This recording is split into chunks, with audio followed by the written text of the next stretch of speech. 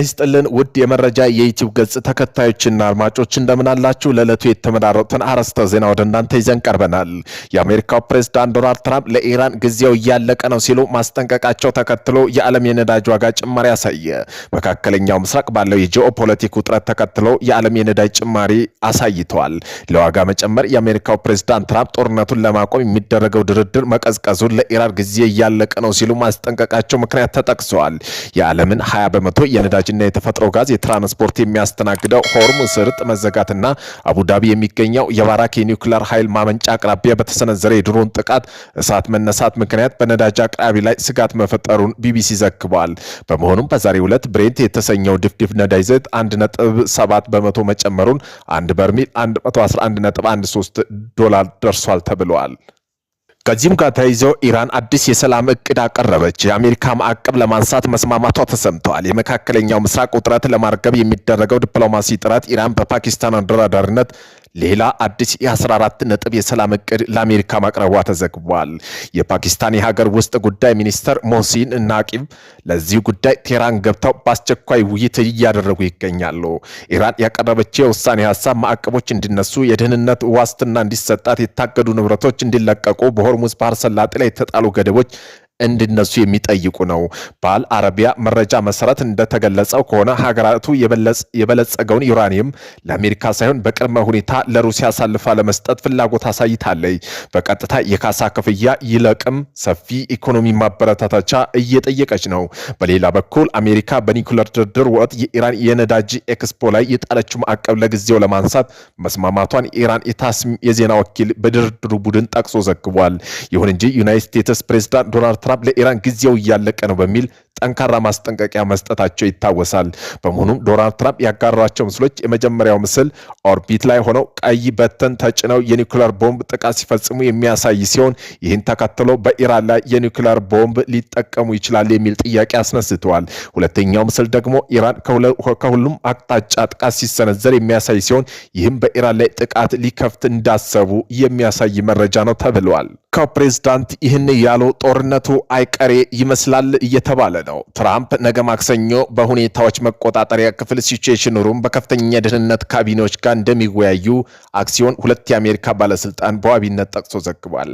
አጀንዳው በኢራን ላይ ወታደራዊ አማራጭ ለመጠቀም ነው ሲባልም ተዘግቧል። ፕሬዝዳንት ኪም ጆንግ ኡን በደቡብ የሀገራቸው ድንበር መከላከያ እንዲጠናከር ትዕዛዝ ሰጡ። ከሰሜን ኮሪያ የተለያዩ እዞች ከተውጣጡ ወታደራዊ ኃላፊዎች ጋር ስለ ዝግጁነት መክረዋል። ኪም ጆንግ ኡን ከእዝ እስከ ብርጌድ አዛዦች ጋር ከተወያዩ ኪም በደቡብ የሰሜን ኮሪያ ክፍል ያለው ድንበር ላይ ዝግጁት እንዲደረግ ማሳሰባቸው ለደቡብ ኮሪያ ፖለቲከኞች አዲስ ወታደራዊ ስጋት ጋርጦባቸዋል።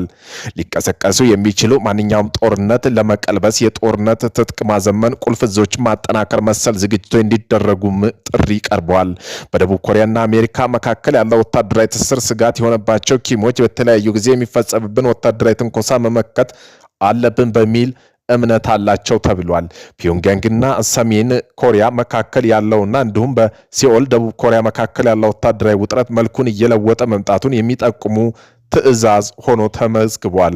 ኪም ጆንግ ኡን አዲስ የጦር መሳሪያ ስርዓቶች ወደ ውጊያ አውድ እንዲገቡ ተደጋጋሚ ማሳሰቢያ መስጠታቸው አይዘነጋም። 2 የአሜሪካ የባህር ኃይል ተዋጊ ጀቶች በአየር ላይ ተጋጩ።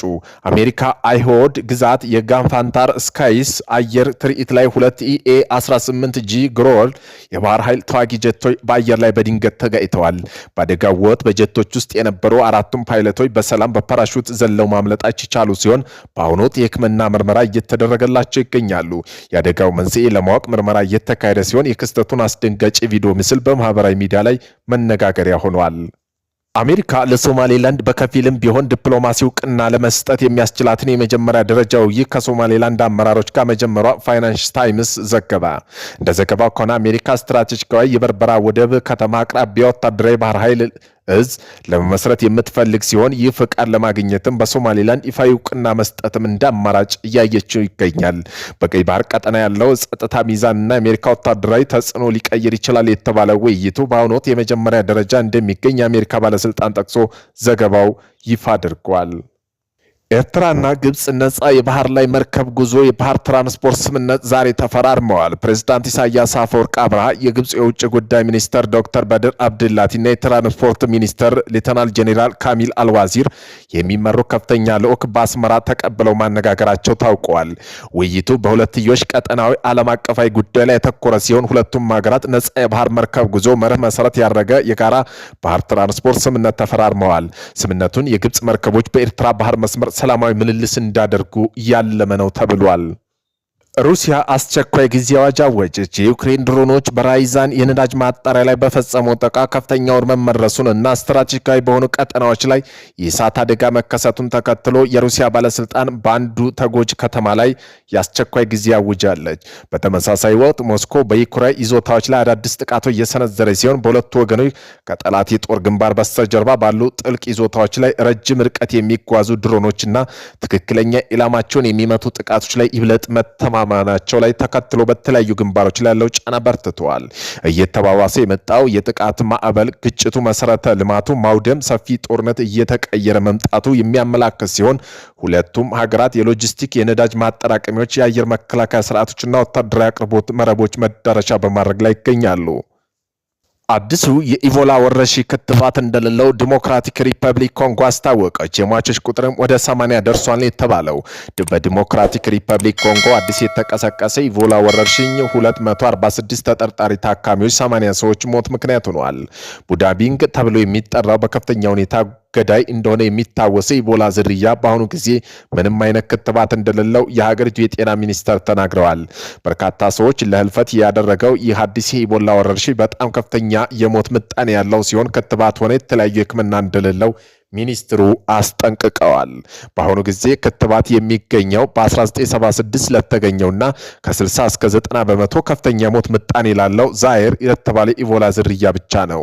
እንደ አፍሪካ የበሽታ መቆጣጠሪያ እና ማዕከል እንደሆነው አፍሪካ ሲዲሲ መረጃ ከሆነ የአፍሪካ የጤና ባለስልጣን አዲሱ ወረርሽኝ ከሰሜን ምስራቅ ኮንጎ፣ ዩጋንዳ፣ ደቡብ ሱዳን ጋር የሚዋሰን ኢቱሪ ግዛት መከሰቱን አርብ ዕለት አረጋግጠዋል።